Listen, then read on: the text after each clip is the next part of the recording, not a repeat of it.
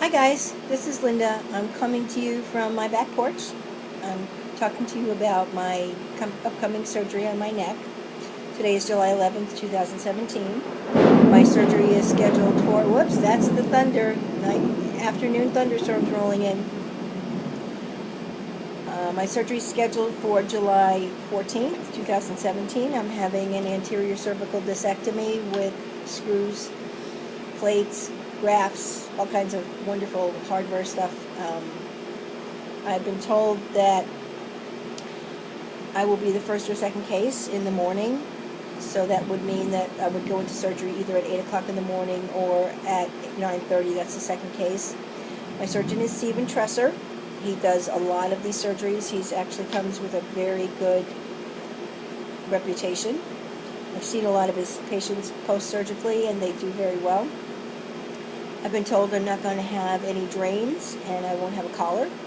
So that'll help me, I guess, quite a bit go back to normal. I won't have something hanging out of my neck. And I won't have a collar restricting my activity. The way that the surgery works is they will do an incision on the left side of my neck, which is here. I've already started my surgical prep. I have to bathe with substance called Hebacleanse every day when I take a shower, and particularly scrub the left side of my neck, the area of the surgery, to knock down any bacteria and decrease the incidence of infection is what the purpose of it is. So what they're going to do is they're going to go into the left side of my neck. They're going to use retractors. They're going to open up my neck so they can visualize the spinal column, not the spinal cord, because the spinal cord will still be inside the spinal column, protected by all that lovely bone. And they're going to take out the diseased discs and remove the bone spurs that are causing me problems. Currently I have a cord impingement at C4-C5, which means that the discs and the bones are pressing up against my spinal column and cutting off the circulation of this cerebral spinal fluid, which is the fluid that bathes the spinal cord and also nourishes the spinal cord. So I have a serious problem at C4-C5 with cord impingement. The symptoms I'm having, I've had pain in my arm for several years. I've had pain in my arm probably for about 4 or 5 years. What's new within the last year is I've started to lose motor function in my arm and my hands. I drop things, I can't open things, I have no strength to grip things or pull things. And it's gotten to the point where last night at work I tried to open a 20-ounce bottle of Coke and I couldn't open it. I had to ask one of my coworkers to open the bottle. So it's getting to the point where it's interfering quite a bit in my life and affecting the things that, make life just life. I was telling my daughter today, she goes, well, what kinds of things have been happening to you? I said, well, at least I haven't poured a cup of coffee over me, although I have worn several 40-ounce Cokes, Diet Cokes. I go to 7-Eleven a lot and I get the 40-ounce Diet Cokes and have picked them up and literally lost control of them and worn them. So, Coke products, perfect for a midsummer shower. Anyway, so once they go in, they're going to take out the diseased discs and the bone spurs. And keep the bone spurs because they're going to use those to mix with cement to adhere that to the spacers that they're going to put in my neck. They're going to put spacers at the level of C4, C5, C5, C6, C6, C7, basically pushing the bone apart. I may get that inch that I've lost in height back. That would be nice. And cement the spacer in place, and then put a plate on the front of my neck, screwing it into the bone to stabilize my neck and make sure that everything stays in place while my own bone will grow over the surgical implants. That'll take about 18 months for the bone to grow over. The ARNP who works for my surgeon, Chuck, said to me, well, we have two kinds of appliances that we use. We use either titanium or cobalt. Do you have a preference? And I said, well, the cobalt is black, and everybody knows basic black is classic. Why wouldn't you want a black appliance? Matches everything. And the titanium is silver. And what girl doesn't like a little bling?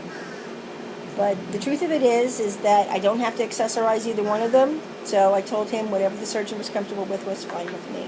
But I'm going to have a necklace that nobody can see in my neck. And it'll either be titanium or cobalt. And I will be classic. Anyway, so that's the story of the surgery. The overnight time, I was told by the nurse practitioner, Chuck, that I would be in the hospital overnight. Then I went to the hospital and they gave me this video presentation and they said, oh no, you're going to be here for 2 to 3 days. And I'm not sure which I believe, but I'm hoping for the former. I'm hoping I'm going to get in and out overnight. But I'm pretty sure it's probably the latter. It's probably going to be 2 to 3 days. My plan after surgery is to not even let my butt hit the bed. My plan is to get up from the stretcher, take my little pole, and walk my little butt around the unit, or my big butt around the unit, a couple of times before I actually hit the bed.